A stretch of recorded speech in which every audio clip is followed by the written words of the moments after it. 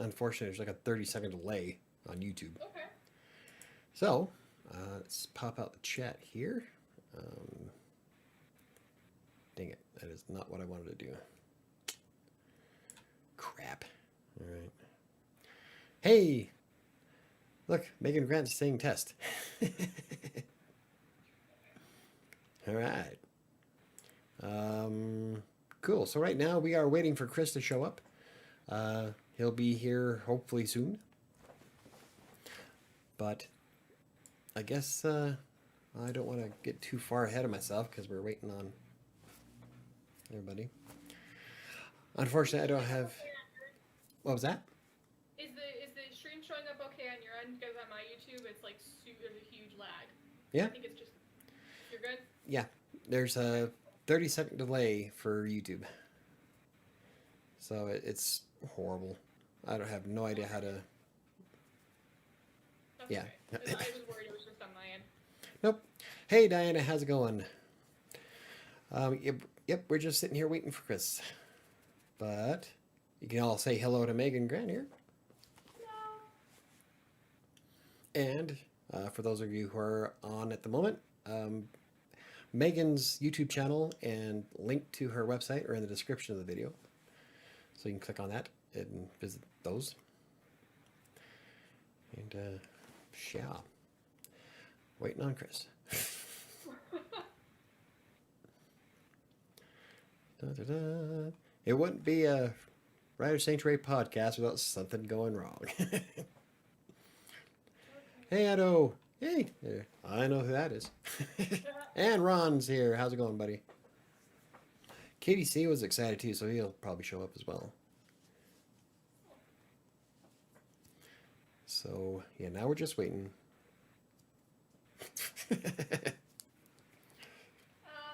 Someone is telling me outside the stream that my audio is really low. Is that how everyone's hearing it?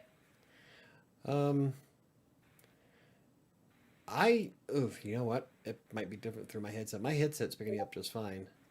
Sam is here while Arabeth is reading and typing for me. So Sam is probably driving. How does Megan sound for everybody? Unfortunately, it'll be a while before we hear that. Hey, Patrick. There's my brother-in-law.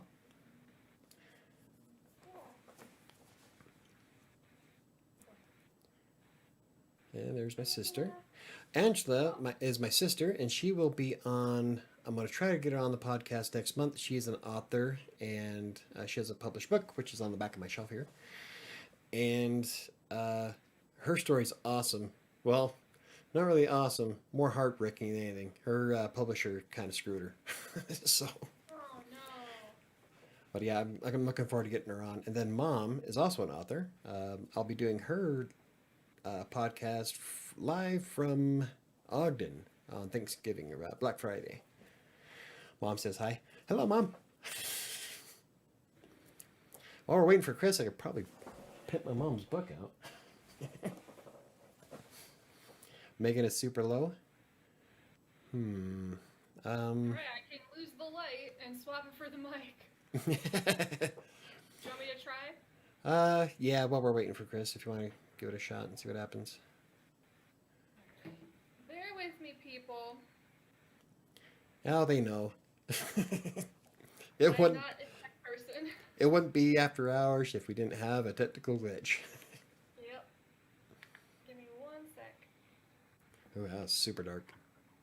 Yeah, I'm gonna face the other way and try to get some of the natural light. Ah.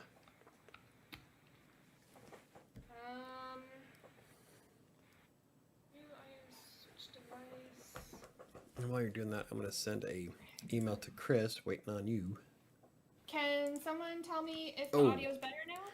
That sounds way better. Oh, good. Okay, now we just need to fix the fact that it's pitch black in here.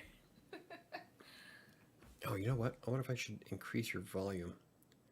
That's probably what's wrong. Probably on my end on Discord. So let me increase your.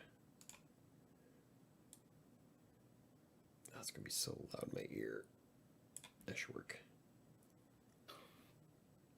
I'm trying. Don't laugh at me. Oh, that's a bad idea. angles here. Waiting on you.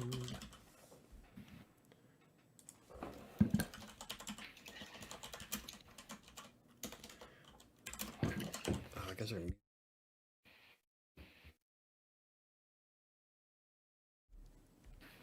Be right back. Okay.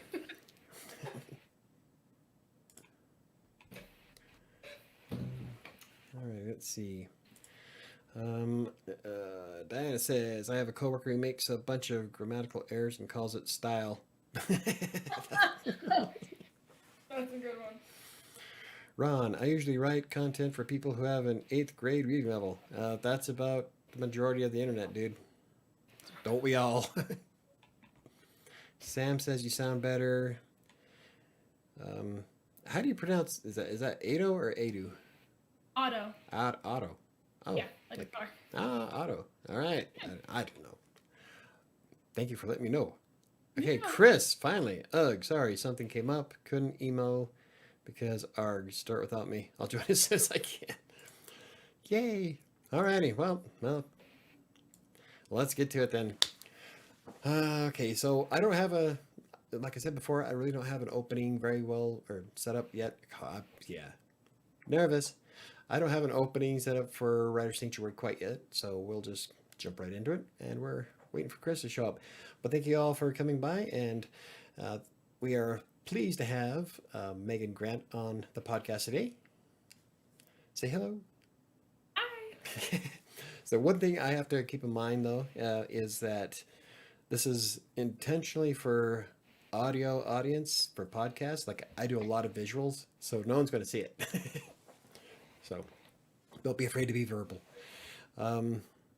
Megan has a YouTube channel, which I'm kind of jealous about, to be honest, and I don't think I've ever told you this before. I remember when you were half my size in audience size in subscribers. And so when we first started talking, and you were like at 400 and something, I was like subscriber 438 or something like that. And you blew past me so fast. And I'm kind of jealous, but it was awesome because you are really good at what you do. So it's Thank you. it was pretty cool. Thank I'm you. not one I of remember those. us talking about that. Yeah, I'm not one of those vengeful people. Yeah. Okay, that's good to know. And you put a hell of a lot more effort in your channel than I do. So You know, it's funny because I think people generally don't know how much time it takes to do all that from start to finish. yeah, And you look at other YouTubers doing it and it looks so easy. And then you do it yourself. And as you have now seen, audio and lighting is not my thing. So everything is a project with that. But I remember us talking about it. You were about to hit 1,000 subs. Mhm. And then, because we were talking about monetization. yeah, I remember that. yeah. And you cooked right past me. You'll get there. You know, That's it all right. speeds up as you go. I think one of my biggest issues is that I don't really have the time to do a lot of stuff that I want to do. I maintain 5 blogs, 3 YouTube channels, a Twitch stream. I'm writing an ebook. I write Despair for Creative Sanctuary, which is an audiobook. And I would like to get my actual novel 7 done.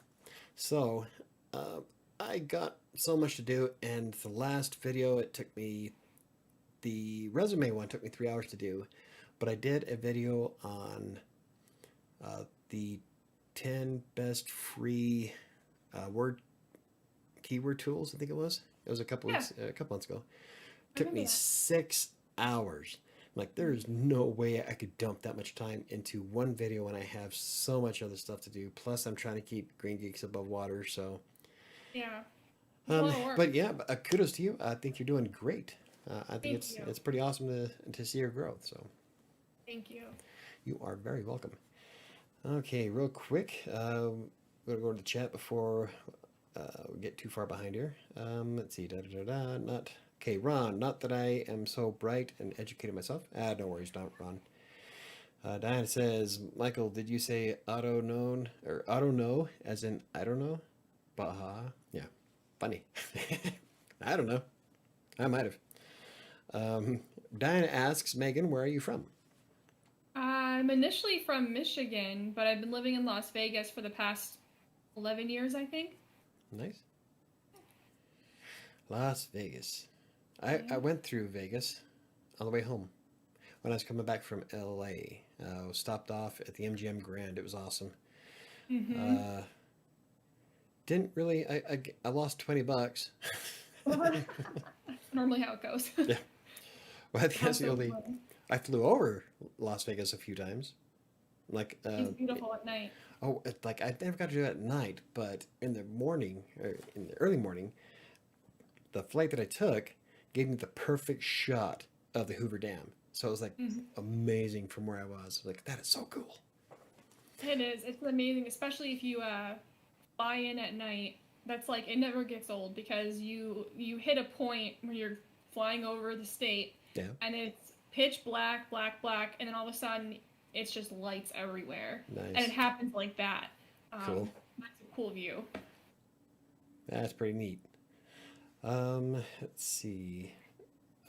Doc says thanks, and Lon, hi Lon, and Mom here. Cool. That's my stepdad, Mom. All right there. Oh, hi.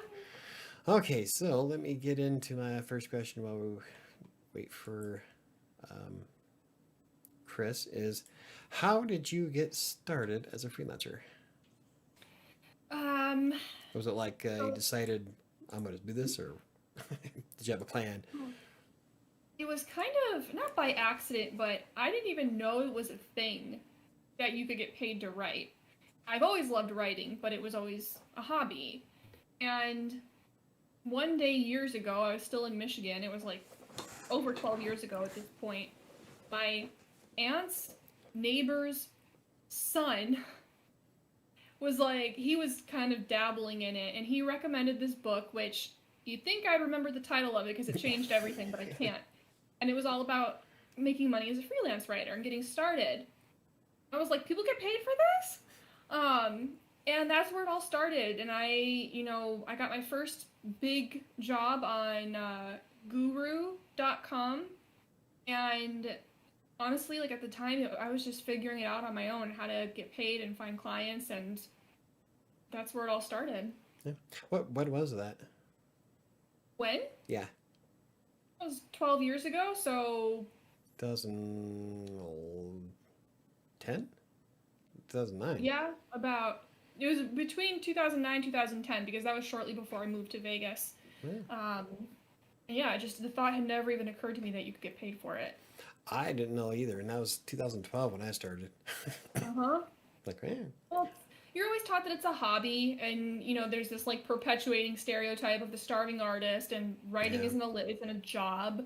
Still to this day, like every now and then, if I tell someone I'm a writer, within the last 6 months, I've had at least one person that was like, "Well, but what do you do to pay your bills? Did you not hear Well, me?" I replied to a dating app this morning where I said I'm a freelance writer, and yes, I bought my house. Just to put that out there that I'm not starving. Yeah, they hear freelance writer and they think you're broke. Yeah. Yeah. Like, no, I don't live in mommy's basement. I have my own house. Mm-hmm. It's a big yard. It can work. You gotta play your cards right, but it's absolutely possible. Oh, yeah. Okay, so Neo Soul Writer asks, Mhm. good evening, everyone. Megan, how did the pandemic help or hinder your business with customers and pricing? Well, so that's a great question. In March of 2020, which is crazy to say, within the span of about a week, I lost more than half my clients. I need to stop Wow. saying I lost them. They all paused. They paused their services. And I, I'm sure a lot of people here can relate to this. You spend years, and so many of us were in this boat. You spend years building up this career and like that, Yeah. and it's totally out of your control. It wasn't even anything you did wrong. Um, and I was just like beside myself, but what can you do? So at the time, because I had so much free time on my hands, I worked on some other projects. That was when I really built my program, Revenue Spark. I did that during the pandemic Oh. because I finally had the time to do it. And then eventually all my clients came back. They kind of like came back with a vengeance, and then more clients came, and we're doing better than ever now. Nice. Yeah, but I don't know if anyone's, well, I shouldn't say that, but this business was definitely not pandemic proof. Amazingly, I actually increased business during the pandemic. Um, like for Green Geeks especially, web hosting. Yeah, it was like everybody. I felt bad because everybody's getting laid off, and I'm like, I have so much work that I have no idea what to do. I'm losing my mind. A good problem to have. Yeah, to a point. Yeah, yeah, no, it's good for you that you were able to maintain that even through the pandemic because, Yeah, yeah, it could have gone either way, I guess. mm-hmm, big Um, time. okay, so what exactly is Revenue Spark, and how does it help people? So Revenue Spark is the program I built where people can copy my exact process for landing clients. Um, I teach them a very genuine way to do it. There's no automation, there's no emailing hundreds of strangers. It's about building real relationships with your dream clients and helping you build a sustainable revenue and income. So I've got all types of client-based professionals enrolled. We've got freelancers, freelance writers. I have a safety expert, a parenting coach, all Nice. sorts of people, and yeah, it just gives them kind of a no BS process that they can follow. They can copy it step by step, and it's been an amazing experience. There are people who landing their first clients in 3 weeks, Nice. and they don't have to go back to their old desk job. They can do what they want for a living. It's This really, when you think about it, it's like about finding that freedom more than anything. this includes some of that because I know you have a lot of videos on cold pitch emails, Hmm. and I've sent a lot of people your way because I never had to worry about that. I kind of just sit and wait for them to come to me. Hmm. But so I sent a lot of people to your cold pitch emails, and that's kind of what's included in that, right? Well, so a lot of people find me for cold emailing, yes, and that is how I started building my business. But over the years, I started to, kind of make that process more efficient because I was getting burned out having to email so many people. I wanted to Yeah. have conversations. So the process, it's not technically cold emailing. It's you LinkedIn outreach combined with warm emailing is what I call Ah, it.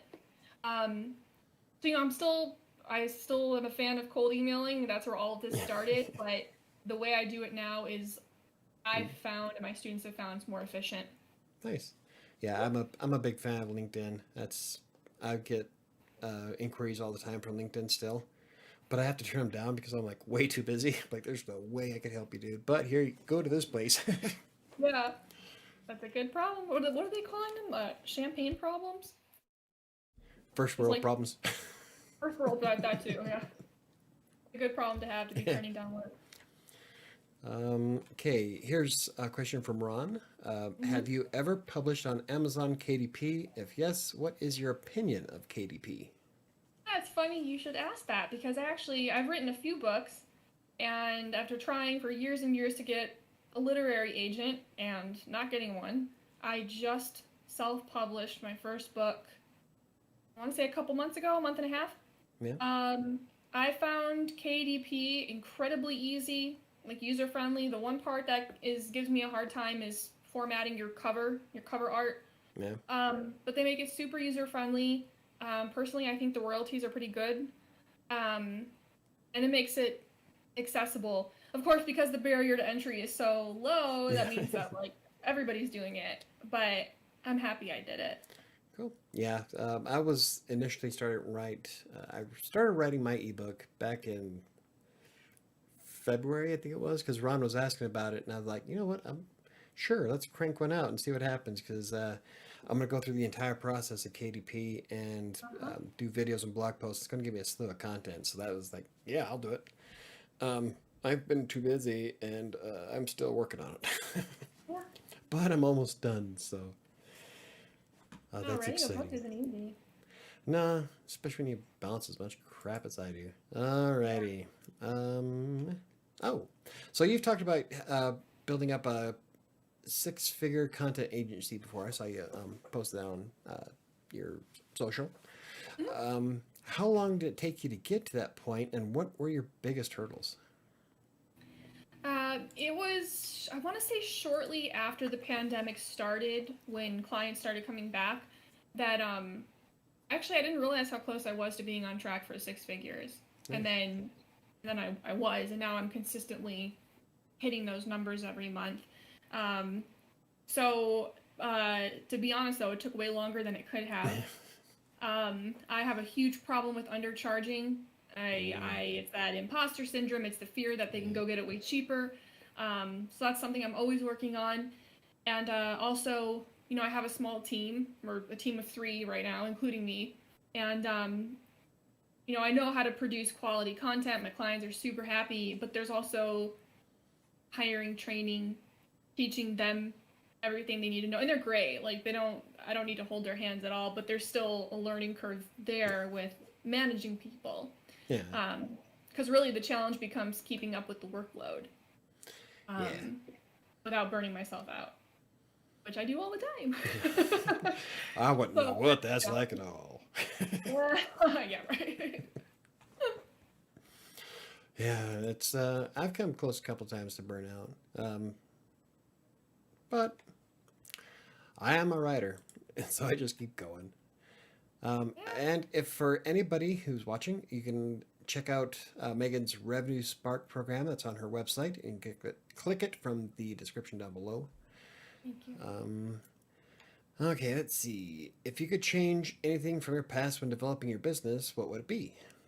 Aside from suffering through imposter syndrome, because every writer has that. Oh man, that was a big one. Um, I would have gotten it through my head sooner, the difference between working smart and working hard. Hmm. Because I'm a workhorse. I always have been, just like my mom. To get more, we work more. Yeah. And you work longer hours and you work weekends. And I don't want to do that anymore. I'm tired. I want to live. And there's a huge, hard work will get you really far. And you have to have it.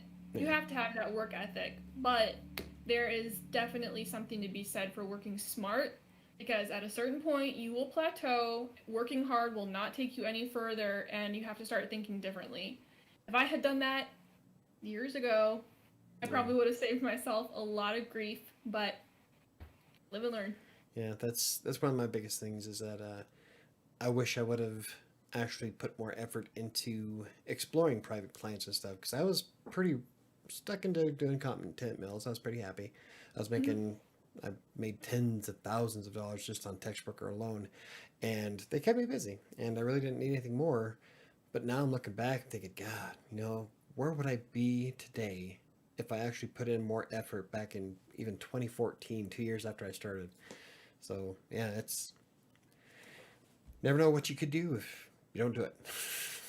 Yeah, I mean, really, starting your own business really kind of forces you to, stretch, like push through some of those boundaries, or it gives you the choice to. Yeah, And there's always, there's pros and cons to both. Like, I could have kept doing what I was doing, and I would have made it work, but I think I would have been very tired and very burnt out and working with clients that I didn't like so much. yeah, yeah. So sometimes it has to change. We've all had them. Oh yeah. I've blacklisted many. Yeah, No, you have to. You have to have those yeah. boundaries. Oh yeah, I do now. I'm mean Ah! today, nowadays. Alrighty, what would you say to people who are timid when it comes to cold pitch emails? Now this one kind of is kind of hits home for me because when it comes to stuff like that, because that imposter syndrome does come into play, and you're thinking to yourself, God, do I want to send this? I mean, what sets me apart from everybody else? Like nowadays, I don't really feel it that much, but back in the Uh-huh. day, yeah, there's no way back in 2012 that I would even considered sending a cold email. I know, and it's funny because I used to be that way, and now I'm not at all. And sometimes my student, like I said, we're not doing cold pitching, but my students, I do teach them how to reach out in a message on LinkedIn. And some of them will come back to me and they're like, I'm terrified. I have the message drafted up. And I was like, okay, send it. And I forget that fear of reaching out to a stranger. Um, One thing I tell myself, And I still tell myself this if I'm going after like a really big client, the answer is always no until you ask. Yeah.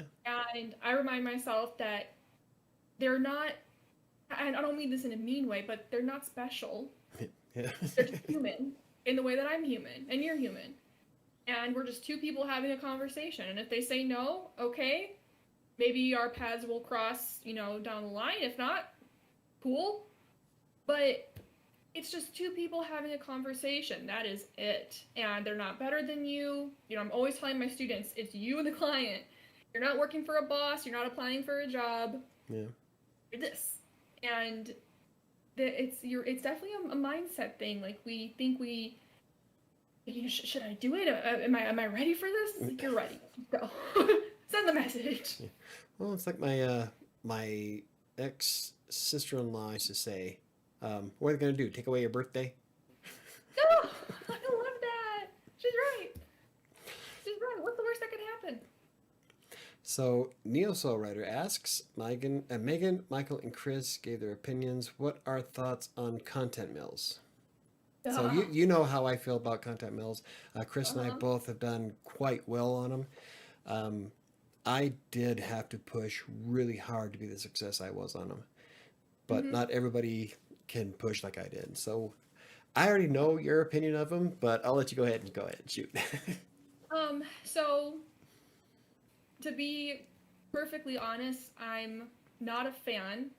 I have had people like Michael, a few people have reached out and they were like, well, I had a great experience. And there are those few unicorns who I think are the exception to the rule. So I'm thrilled when you tell me that you're doing well on content mills.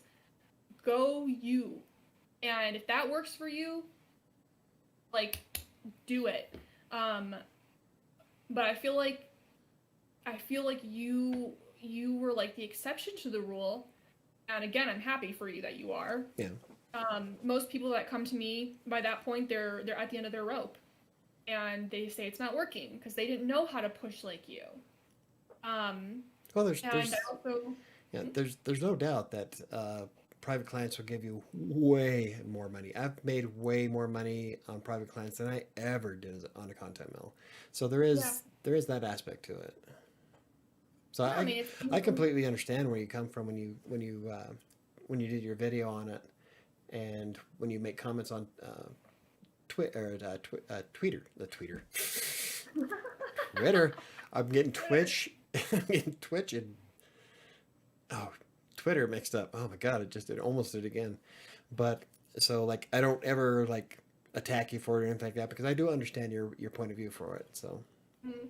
No, like I can honestly say this. Another guy, he reached out to me. I posted on LinkedIn about Upwork and how I wasn't a fan of it, and someone commented on it, and he told me I've made a fortune off of Upwork, and I said, and hand to God, I meant it. I was like, good for you. I am glad because nothing pisses me off like writers being underpaid, and that's, I don't think, and I've said this before, I don't think job boards, bidding sites, content mills, I don't think they're inherently bad. Yeah. In fact, I love anything that helps writers and other professionals find work because people want to work, they want to earn a paycheck, but it's the way people use them and how they've become known to buyers, to clients, as the place to go get cheap work. Yeah.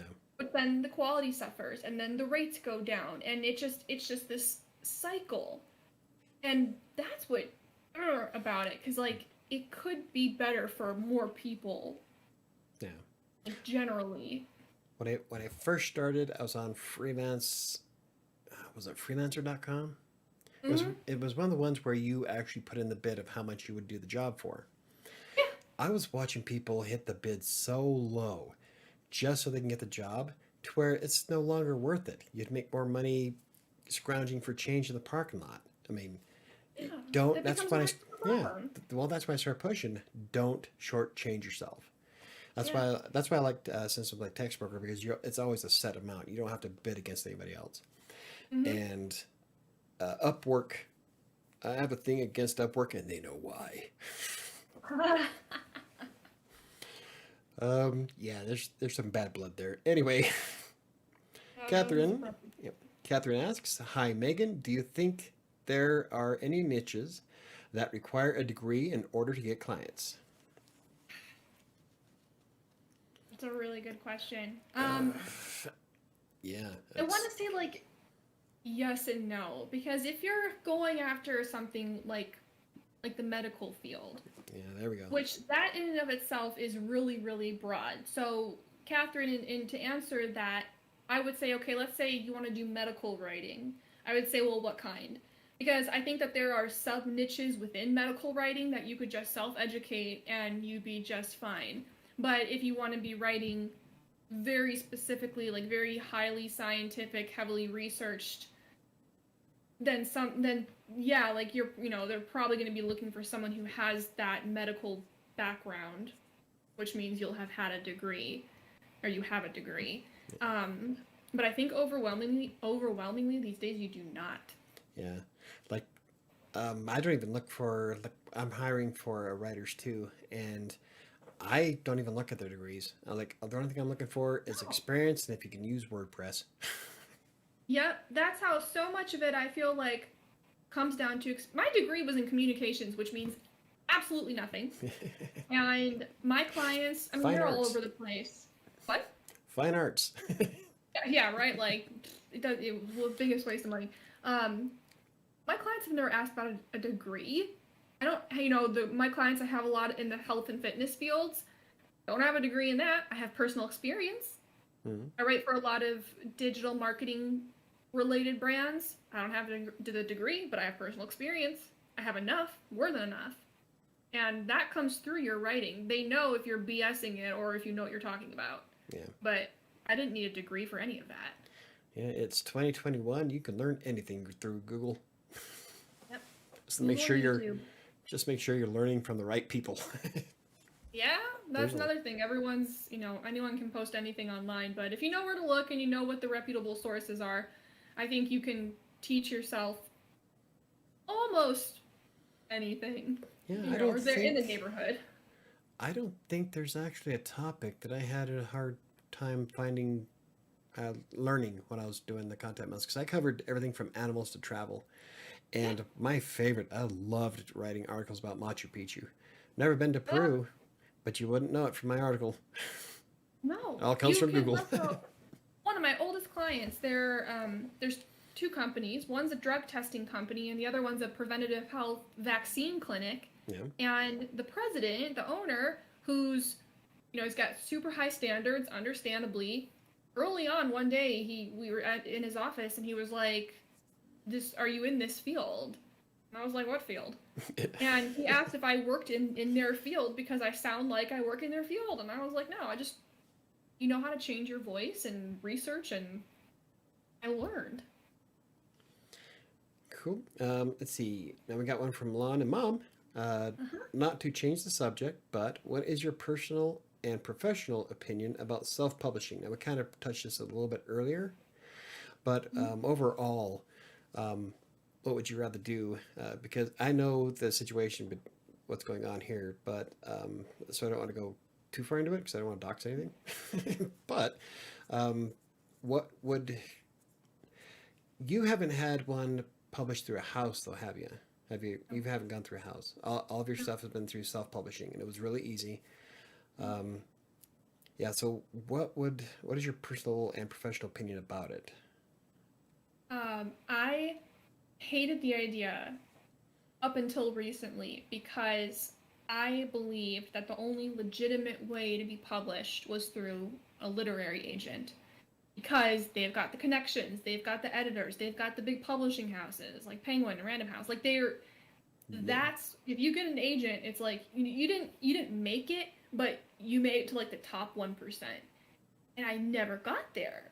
And so after a few people gave me that nudge and they were like, just try self-publishing. And I did, and like I said earlier, I'm glad I did it. I will say that if you're going to choose to do it on your own, you publish it on your own, you market it on your own, you sell it on your own, you promote it on your own, you are 100% responsible for all of it because the sales aren't just going to fall into your lap unless you already have a huge following. So be prepared for all of that, but overall, I'm glad I did it, and I'll probably do it again. Cool. I'm looking forward to it. Thanks. Diana says Michael has the best writing channel on YouTube. Well, Yes, he does. I don't know about that. Oh, don't be modest. Let's see. We covered that one. What are a few of your best tips for newbies wanting to spruce up their LinkedIn profiles? We talked about LinkedIn earlier, and I am a huge fan of LinkedIn. You get all kinds of inquiries from people you probably didn't even realize. Like I got hit up by Slack here in Denver, who is produces a chat software, and Cloudflare and one other one. Like some big names are coming at me. I'm like, and that was all through LinkedIn, so I love it. But what would you be? What are some good tips for you for sprucing up their LinkedIn profiles? Are we talking about people who are self-employed or business owners? Kind of like freelance writers who are trying Right. trying to land, or trying to get clients to actually see them through LinkedIn. Okay, so the first thing, it's funny, I actually have another video on this coming up. Yeah. The first thing is that you have to remember that you are not applying for a job as an employee. You are a business owner. A lot of freelance writers don't know that they're business owners. So your LinkedIn page is no longer a resume, it's a sales page. So you are not trying to convince an employer of why they should hire you. You are communicating, again, you and the clients, or potential clients, you're trying to convey to them what they stand to gain from you, why they should care, why why you are the expert, why they need you. You are selling yourself, you're selling your business. So that's the first thing. And really that just comes down to like shifting the language that you use. Another big thing is to remember that LinkedIn is a search engine. It's like Google, not nearly as robust, but it is. So if you think of how people use LinkedIn when they want to hire a freelancer, let's say, they go on LinkedIn and they search freelance writer or something like that. And LinkedIn delivers a page of search results. You can optimize your profile page to show up higher in search results because LinkedIn is a search engine. And you have videos for that already, or you're getting ready to upload one? Yep, no, I have a video on LinkedIn optimization, and then I actually have a free guide to it. So if anyone's interested in that, it's on my YouTube page, or if I can, everyone here is welcome to, connect with me on LinkedIn, and I'll send it to you, or anywhere else. But yeah, it's, I've got a free guide that just lays it out step by step how to do it, and it's Awesome. those little changes that make a huge difference. So when you set up your the intro, I can't remember what they call it now. It's kind of like the description of your profile. The summary? The Yeah, about? there you Yeah. go. Back in the day, I saw advice that you should write it in third person. Does it really matter, do you think? I think when I see that, I'm like, I know you wrote it. Like, I think make it real. Talk like a human, but talk about yourself, talk about your business. But no, I would not do that. Yeah, cool. Let's see. Neo Soul Writer asks, Megan, aside from self-publishing, are there any other ways you plan on expanding your business? Yeah. So my agencies, I have a content agency, and it's chugging along. It's growing. Our team is growing. So my plan is to put better processes in place so that I can remove myself from it a little bit, because it is 100% dependent on me, which is not a good place to be in. So I have a lot of work to do there. And then the other big thing is my program, my YouTube channel. I want to help as many people as I can learn how to go out and find their dream clients, because really, we talked about this earlier, it's about finding clients, yes, but I don't want to speak for you, but I know I started my own business so that I could control my time, I could control my income, I could run the show. And that's why a lot of us are doing this, and that's really what it's about. I started to offset my piddly income as a network administrator in the Sterling School District. $8 an hour for a family of four doesn't go far. What? So That's not cool. that's why I started writing.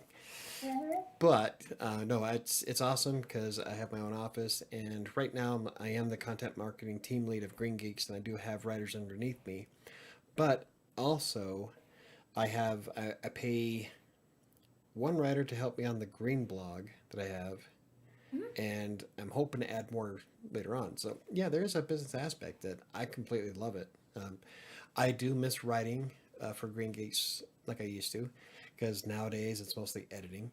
But Yeah. that's why I have 5 blogs so I can keep writing. So You got plenty to keep you busy. 5 blogs. I'm working on 3 books. Um, let's see what do we got. Um, okay. Okay. What are your thoughts about setting a professional blog, and has it made a difference in acquiring clients? Yeah, so blogging, I think anyone who tries to tell me that blogging is dead or blogging doesn't work, I think it's hilarious. Yeah. I think It's we've both done definitely, videos. I think we've both done videos on that. yeah, some people, but because you know what it is, we live in this digital age where people want that instant gratification. Oh yeah. If you think about the social media apps like TikTok, like Instagram, think of how people use them. They're doing this. We have no patience anymore. Yeah. So it's a marathon and you have to be willing to stick to it. But when you do, my blog absolutely brings me traffic. It brings me quality traffic because a lot of my LinkedIn blogs do, my blogs about LinkedIn, they do really well. And then for my clients, some of them are monetizing it. Their blogs that I write sell product and their blogs are ranking on page 1 and getting the Google snippet. And that is valuable. That's valuable traffic. So Do it you works. do you get a lot of clients through your blog, or do they all just reach through email or LinkedIn? I most of the clients I'm finding, and then I do get some inbound leads on LinkedIn, people who just find me because I'm producing content and I've optimized my profile, and they Yeah. reach out because they need content. But I don't rely on that, so I'm hunting them down. Almost sounds like you're getting ready to snipe somebody. No. Okay, so oh, here we go. We kind of talked about this a little bit earlier. I know you've done videos on this before, but what helps you get past imposter syndrome? Because that's a big one for a lot of people. It is, and it's funny because I feel like this is not helpful advice at all.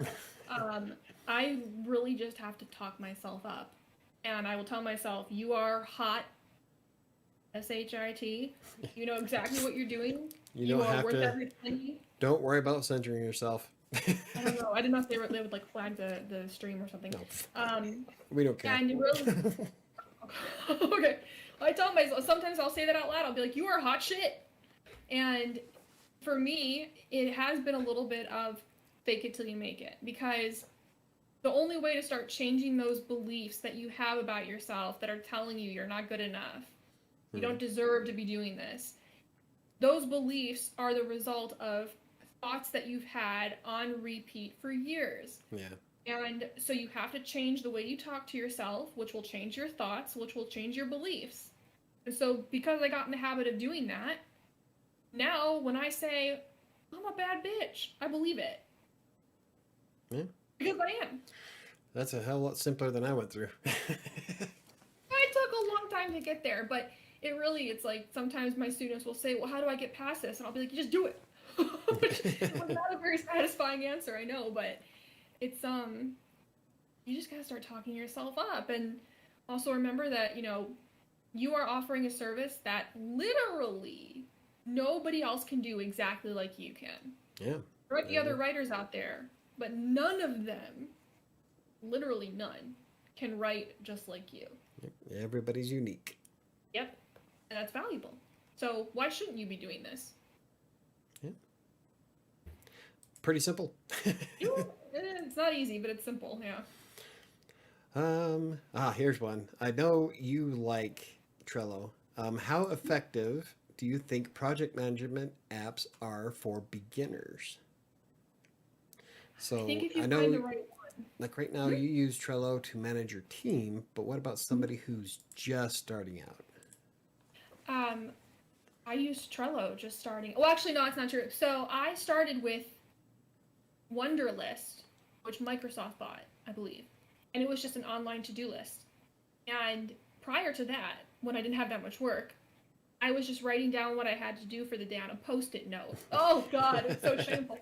Nice. So I went for the Post-it note. I graduated to Wunderlist, and then they went bye-bye. So I still have an online to-do list. Todoist, that's what it's called. It's called Todoist. Yeah. I think you have a video on that too. I do, and it's great. But then to manage all of my assignments for my team, we still use Trello. I have a free version of Trello, and it's all drag and drop. You can set recurring tasks, and I'm not opposed to paying for it when the day comes and I'm like, oh, this isn't enough, or maybe switch to something a little more robust. But honestly, like, there are project management tools like Asana and Monday and Write that have all the bells and whistles. If you've got a bigger team, and if you have departments, and there's more work going around, I could see the need for that. But you know, a lot of my clients use those platforms, and they're much bigger companies than mine. So for right now, Trello's been more than enough. Yeah, I'm a big fan of the free version of Asana. You can add up to 15 team members and have unlimited projects. So it works great for what we do for blogging. So yeah, I'm a big fan of using productivity apps, especially from the get-go, because you had Post-it notes, I had a notebook. Yeah. I still have a notebook on my desk. Yep. I still have Post-it notes, just like for little reminders, though. I don't rely on that. Yeah, I have one right here, actually. Yeah. Okay, Diana says, we never censor ourselves. Apparently, Otto is a fan of Cloudflare. Yes, he is. Actually, I have 2 websites going through Cloudflare. I'm very impressed with how professional chat has been. Yeah, you have to see, you have to watch one of our Friday live streams. I've yet to curse. I think the more professional side of me is here. So, yeah. Otherwise, we're as vulgar as a pair of drunken pirates on shore leave. It's it gets pretty bad some days. So don't feel you have to censor yourself because we don't give a shit. Okay, Megan, Neoso writer, Megan and Michael, you have touched on this, but what do you think prevents a freelance writer from being successful? What do you want think? me to take that? Yeah, go ahead. Okay. Undercharging. Oh yeah. Because I think that's a big one. It is, and especially because I will always argue that writing is part art, part science. But what I've seen from all the writers I've worked with, and I used to be the same way, they think writing is art, which it is partly, but art doesn't pay well. Yeah. And we undervalue ourselves, and because clients can get it for so cheap, we know that we're competing with that. But really, it just comes down to finding your niche, positioning yourself as an expert, and charging what you are worth. And if that means some clients you walk away from, walk away. They have to be worth your time.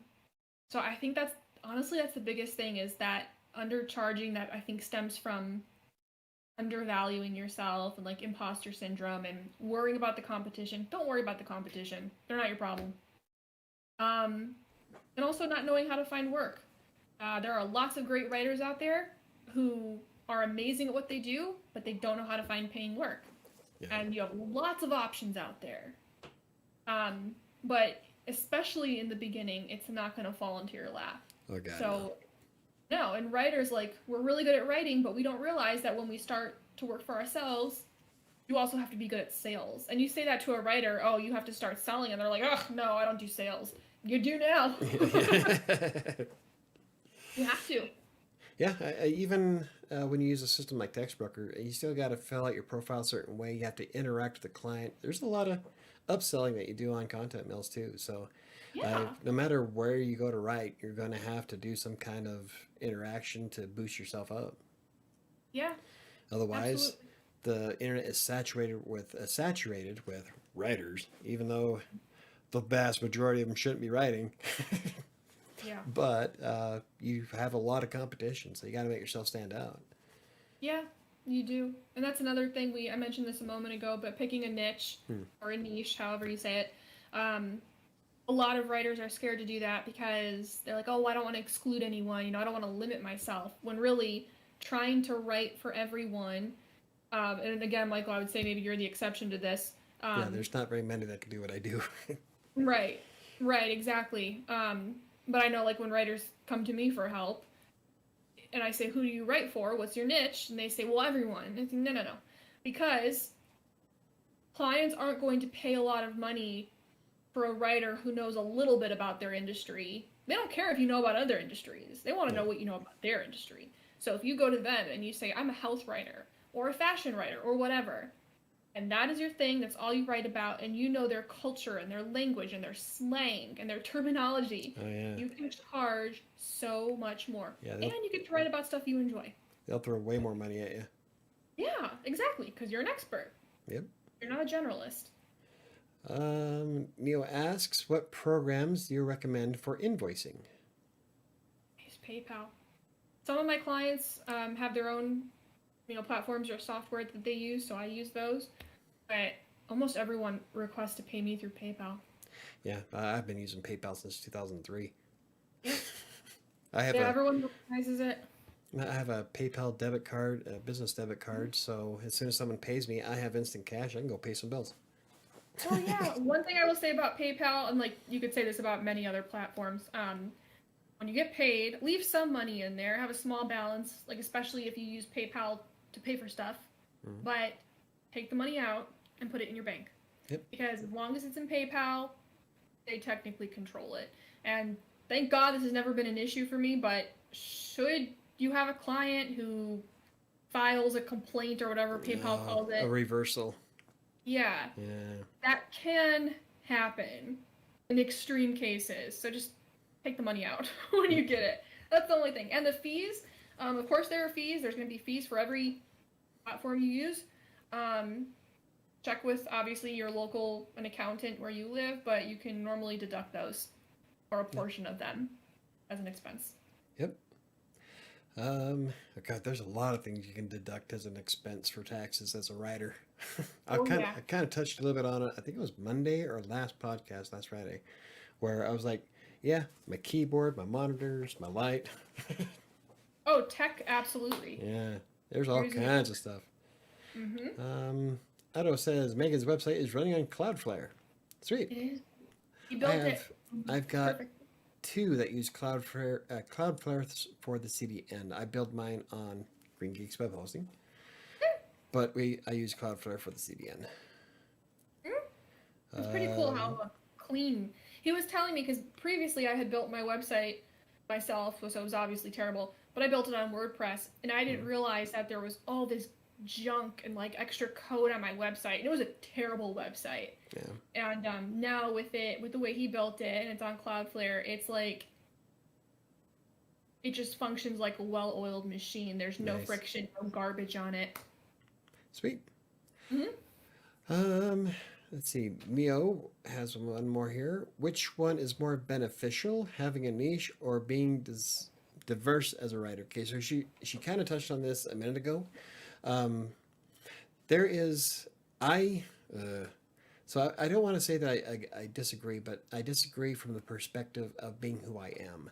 Hmm. I'm really good at being able to bounce everywhere and learn things extremely quick. Um, but there is something to be said about sticking to a specific niche because well, like talked about earlier, where I'm hiring for Green Geeks, and I'm looking for somebody who knows WordPress. I need somebody who can write WordPress tutorials. I don't care if you're a blog, if you have a blog about gardening. It doesn't. It shows me you can write, but can you tell Yeah. me if you're able to install a plugin? Yeah. So, is there anything more you would like to add to having a niche or being diverse? No, that's I still have the same thoughts on that. I would always recommend, say, Yeah, almost always recommend having a niche. Um, I do too. and Even though I'm a generalist, I still um, it it takes a lot of work to be what I do, to be what I am. So it's not yeah, like I woke up one morning and said I can write anything. Oh God, no. It took me a no, long time to get to this point. So yeah, what? But if you stick to a specific niche, I mean, if that's all you're focused on, then yeah, you'd be an expert pretty damn quick. yeah, and especially like a lot of people don't realize this, but you might have something you're already an expert of, and you just don't realize it. Yeah. So for instance, I've got one student that enrolled brand new to writing, but we started with picking your niche. And I said, what do you love? What do you know a lot about? What do you love learning about and talking about? And she said, pets, animals, pet health, pet wellness. So she became a pet writer. Well, there And you she's go. doing, like, she's kicking ass.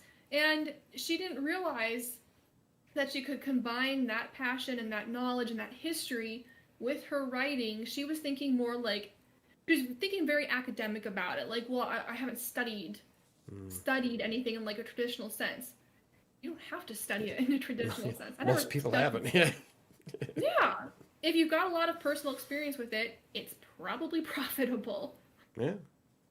That's when I was jumping into different niches, I found that I liked a lot more things than I thought I did. Like I love writing about travel. I had a habit, or my cup of tea was business and marketing, Mm-hmm. SEO, and website development back when I started. So yeah, find something you're really like and knowledgeable about, and you can go pretty far with it. You can. And you'll be happy too. Like, if you get to write about something that you love. Well, yeah.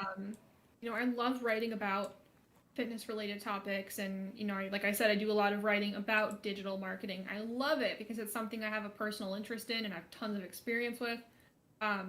So writing those blogs, it's fun. You get paid Mm. to have fun. Yeah, that's like, I love it.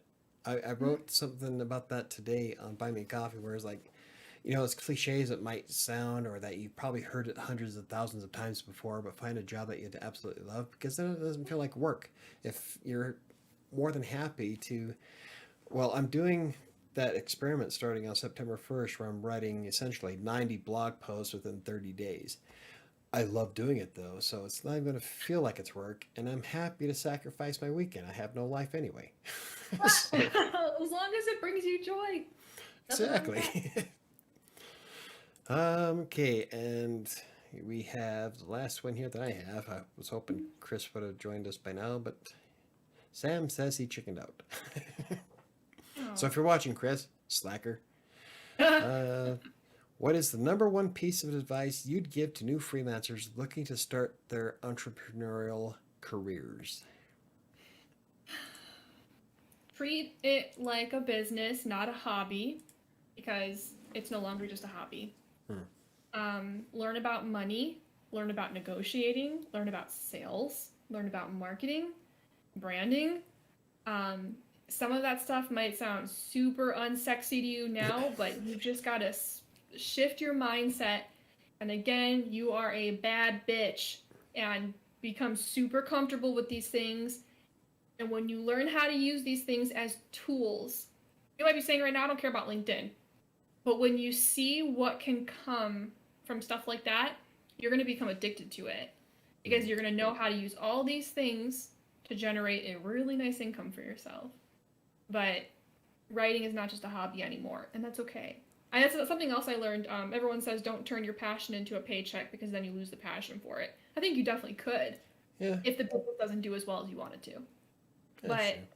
I love writing more than I did 10 Uh, years ago. oh yeah, I've like since I started, it's like I knew this is what I wanted to be. Mm-hmm. When I first started, like I said, I started Content Mills January 1st, 2012. I needed more money coming in because I was trying to support my family, and $8 an hour wasn't going to cut it.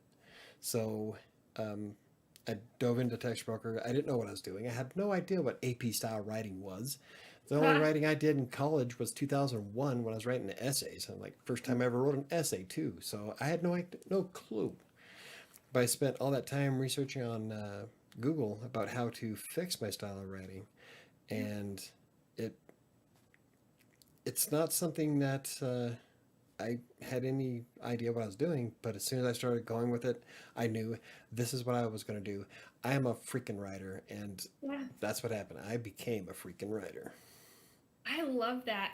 And you know what, you make a really good point.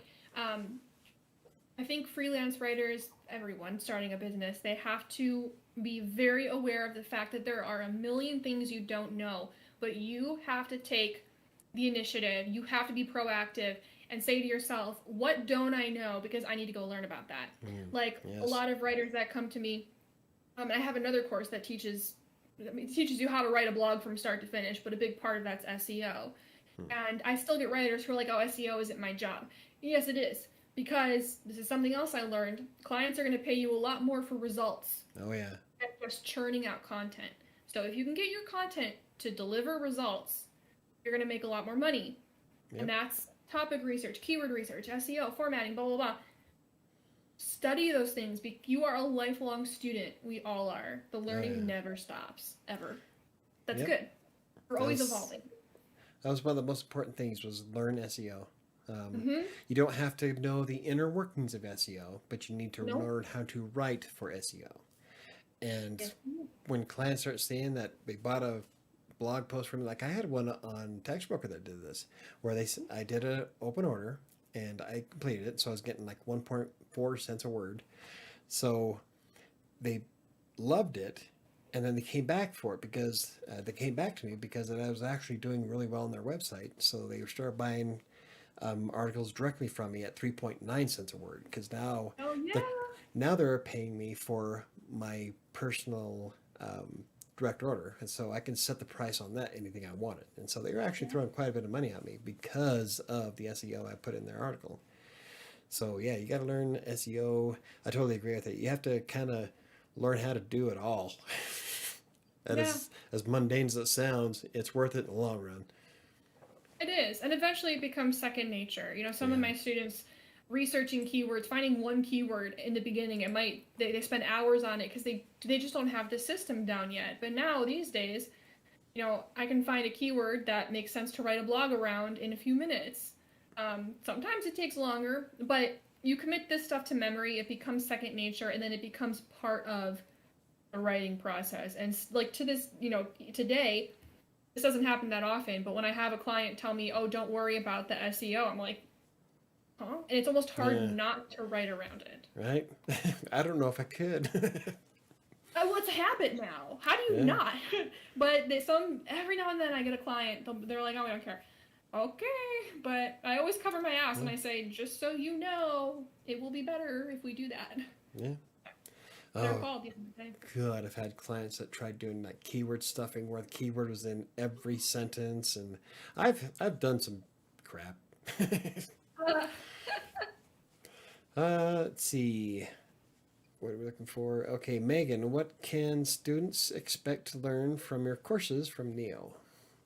That's a great question. Thank you for asking. So, my writing course, which is called How to Blog Like a Pro, that's for writers, content creators, and basically the course, we create a blog together from start to finish, starting with topic research, keyword research, all the way through formatting it, adding the images, the alt text, all that. So it's the entire process, and this is exactly what I do to write content that ranks. So you learn the whole process in that one, and then in my client acquisition program, Revenue Spark, you learn my whole process for landing high-paying clients. So the course technically starts with mindset, getting you out of that imposter syndrome and eliminating toxic money beliefs and, that mindset of lack. We work on switching to a mindset of abundance. And then we get into the nitty gritty. Like, it all starts with your mind, everything. Mindset is everything. I might take that. I'm telling it's funny. I get people who are a little further in their careers and they're like, I don't know if I'll learn anything. And it never fails. Within the first few days, they're like, oh, because it's good shit. But yeah, you also get all the details like sourcing leads, qualifying leads, where to find them, what to say. You get all my scripts, all my templates. And I've had people, students land clients within 3 weeks. I had one student, she worked prior she was like an intelligence analyst or something like that. She replaced her income within 2.5 months. Nice. But the people who take it seriously, they get really good results, which is always very fulfilling for me. So that's pretty cool. So if you're curious about her program, if you click on her website, it's in the description down below, the link, it takes you directly to megangrant.net, and then you have the Revenue Spark button at the very top. Yes, thank you. You're welcome. Michael, do you plan... Yeah. do you plan on teaching courses outside of YouTube? I've actually been asked this a lot. Um, and at one point I was going to, but then I got wrapped up with doing so many different things. I would like to. I still think it might be something I'd wind up doing. Um, so probably, but I don't know because I am having a lot of fun. I do the audiobook for Despair where I read my own writing and I add sound effects to the background. So I'm kind of recapturing the 1920s um, radio shows with the sound effects and all that. So I do that on Creative Sanctuary on YouTube. And I have a lot of fun doing that. So I don't know what I would sacrifice right now to do a course. But after I get the ebook done, I might. So Neo asks, what are the top 5 tools a freelance writer should have when they are starting out? That's a good question. I would say a business PayPal Yes. or some equivalent. Keywords Everywhere. Yeah, that's It's a good a Google Chrome extension. I think they have it for Firefox one. too. Yeah, I think it's on Firefox as well. You can start with the smallest package, which I think is $10. It lasts a very long time. I use it every single day. Oh, yeah, I use Keywords Everywhere and Keyword Surfer at the same time. That's another good. Well, I use Keywords Everywhere alongside Uber Suggest. I got Uber Suggest installed too. Yeah, you can use it for free. So those would be. The next one isn't really a tool, so I don't know if this counts, but even if you don't have a website yet, which is okay, you need some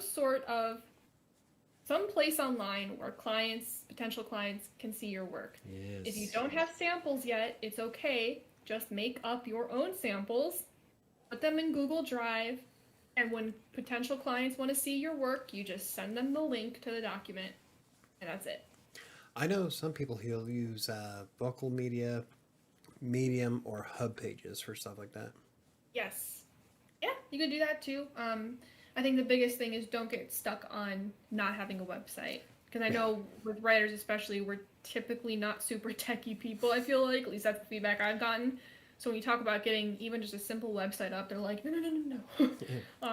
It's overwhelming. I've got 5. I don't know how you do that. Buckaroo Banzai of writing. That's so much work.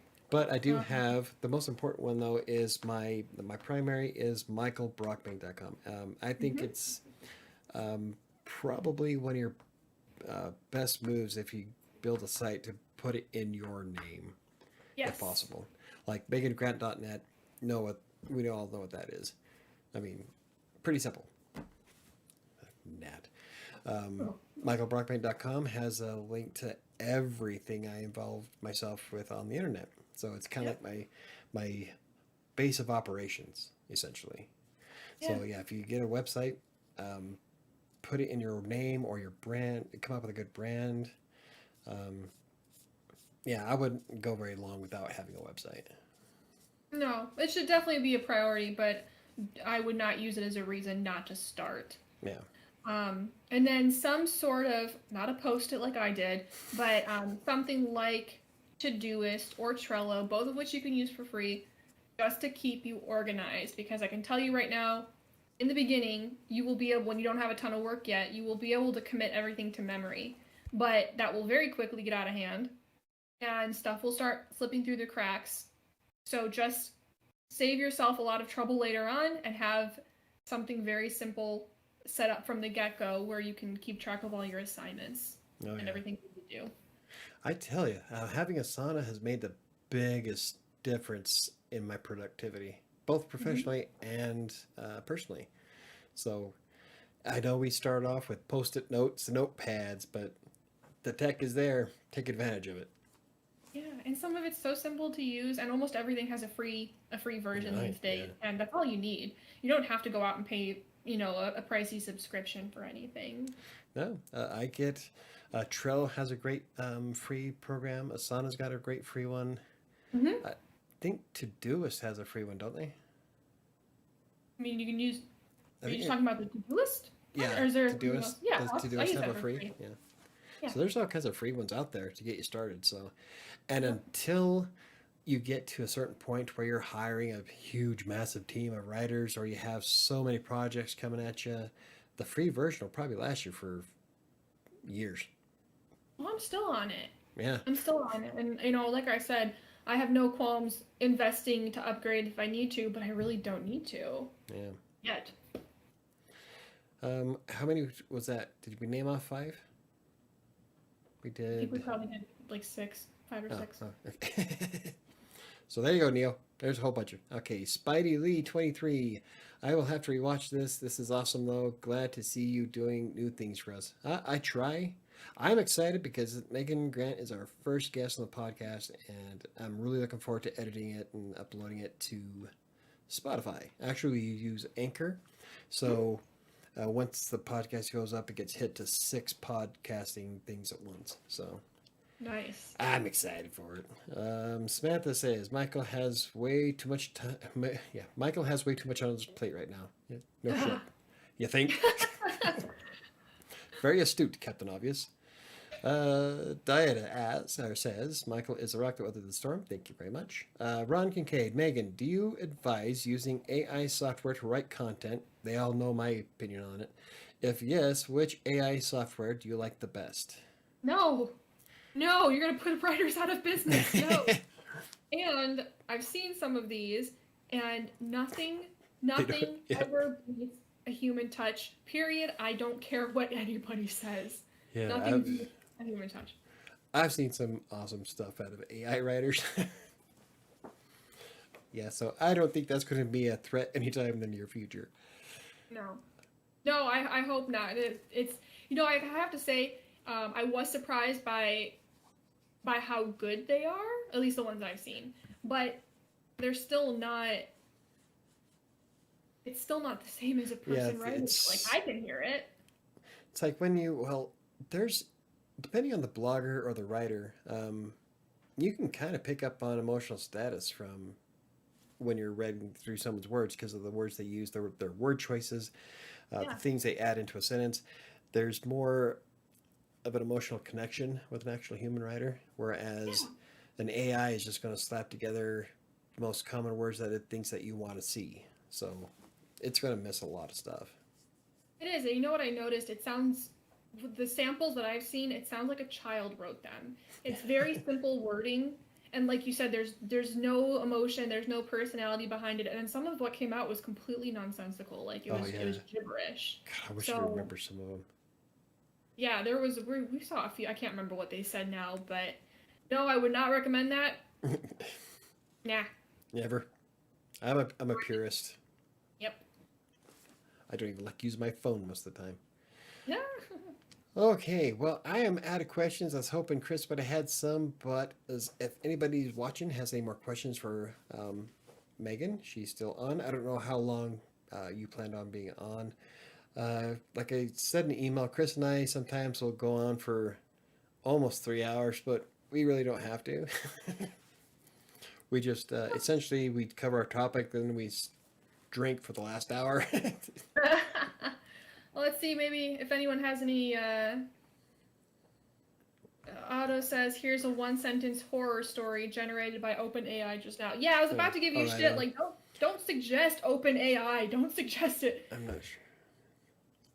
I'm not sure if it's the voices or the constant static, but I could swear I heard someone talking about me just before I turned off the radio.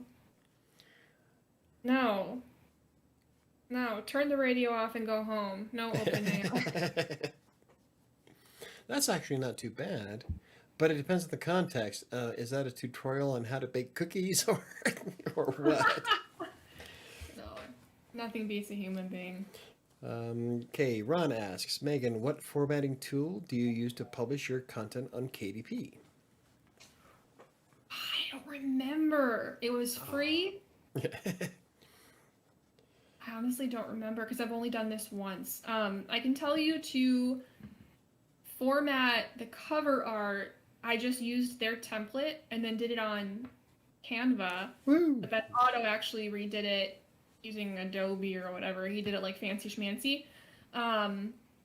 but I don't remember. I just remember it was a free tool, and all I had to do was put my manuscript in and click a button, and it did it all automatically. And you still want to skim through the pages to make sure the chapter headings are all aligned properly, but it really, like, the few mistakes I found in it were on me.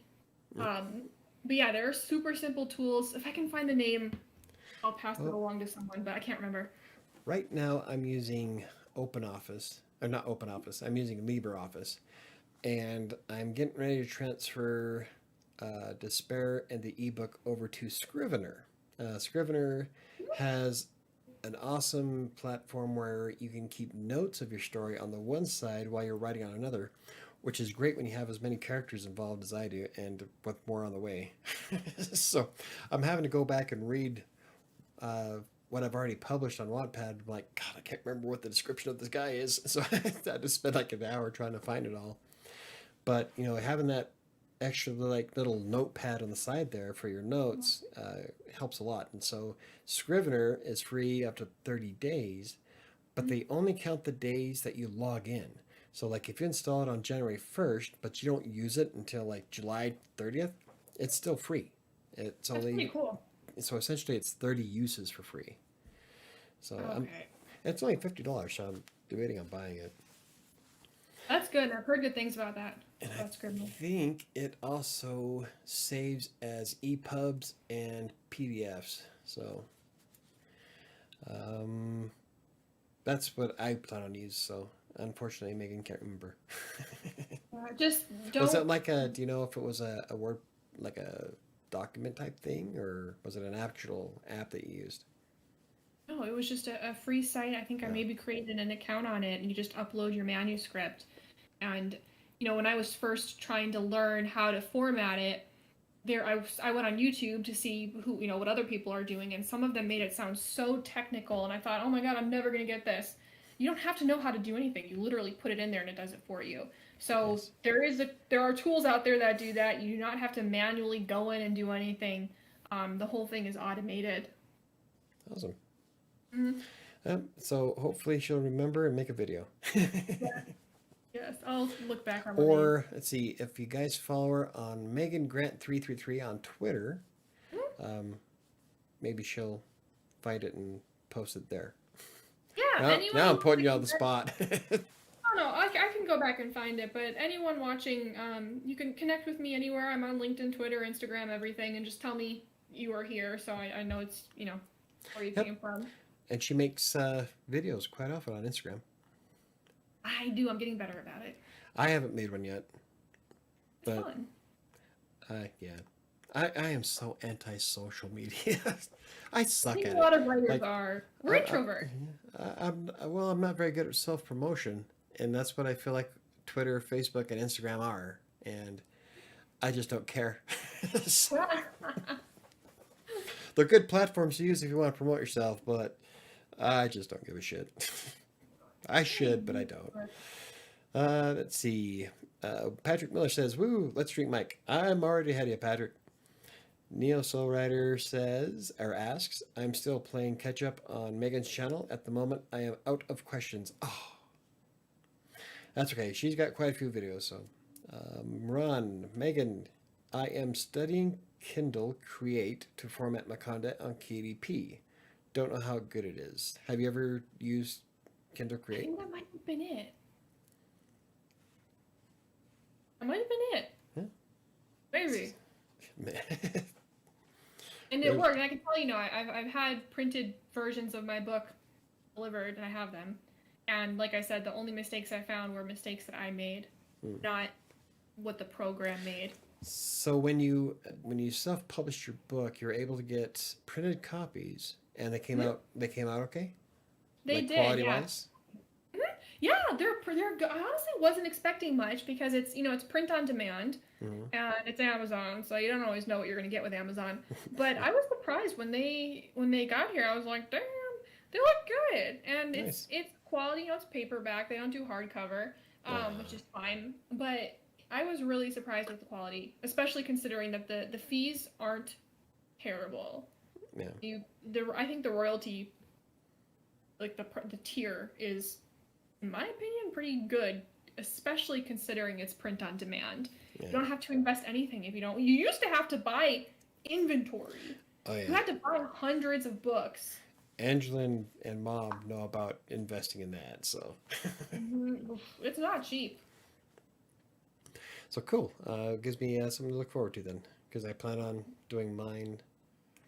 I wanted to be finished this month with it, but I don't think that's going to happen. I'm pretty close, but well, definitely next month. I keep saying that, but it's getting. I'm serious. I'm like this close.